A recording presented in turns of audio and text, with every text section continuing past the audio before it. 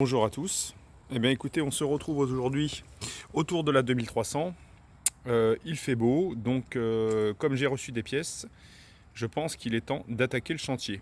Voilà, aujourd'hui ce que j'aimerais faire, c'est démonter les bougies, le faisceau, les rupteurs, le condensateur, la tête d'allumage, faire le réglage des rupteurs et peut-être le filtre à air.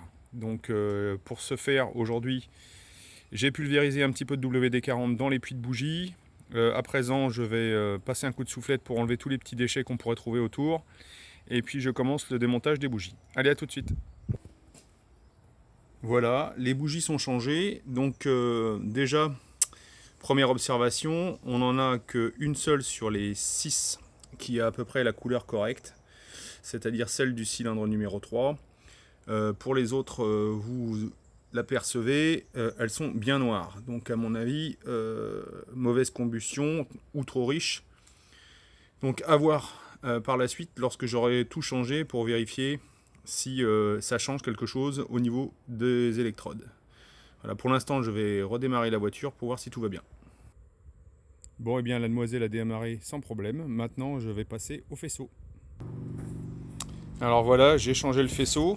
Ce que je vais faire, c'est que je vais le garder en secours, que je le laisserai dans le coffre de la voiture, parce que ces voitures-là peuvent toujours nous réserver quelques surprises. Ça sera mieux de l'avoir en rescue, comme dirait mon Titi. Donc je numéroterai chacun des fils de bougies avec le numéro du cylindre correspondant. J'en ai profité pour changer la tête de l'allumeur, donc on voyait bien que les plots sont oxydés. Bon, ça vaut pas grand-chose chez Rimmer Brothers en Angleterre. En même temps, j'ai changé le doigt d'allumage. Celui-ci, je vais le conserver puisqu'il n'est plus du tout fabriqué. Comme il fonctionnait encore sur la voiture, ça pourra toujours servir en rescue. Donc le faisceau, on voit bien, il est changé, tout va bien. Et j'ai mis un nouveau doigt d'allumage, donc en rouge. Voilà, il correspond normalement au modèle de la voiture.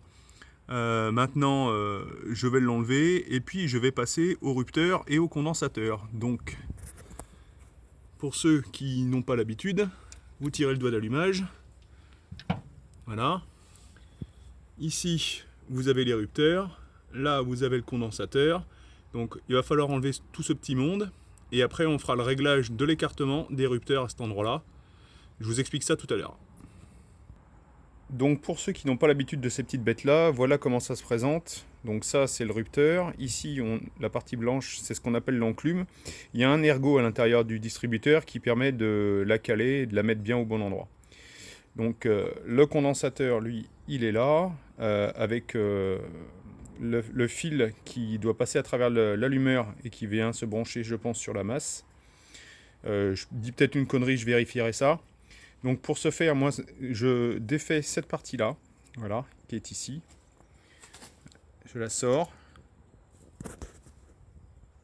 Vous vous retrouvez donc dans cette position. Et pas d'idée mal placée, hein. Et ensuite, ce qu'on vient faire, c'est qu'on vient positionner le rupteur dans la gorge ici à l'intérieur, entre les deux lamelles en fait. Donc il faut écarter ça avec un tournevis. Il faut le mettre bien au fond, toujours sans arrière-pensée. Ça vous facilitera le travail lorsqu'on devra le remonter dans la tête d'allumeur.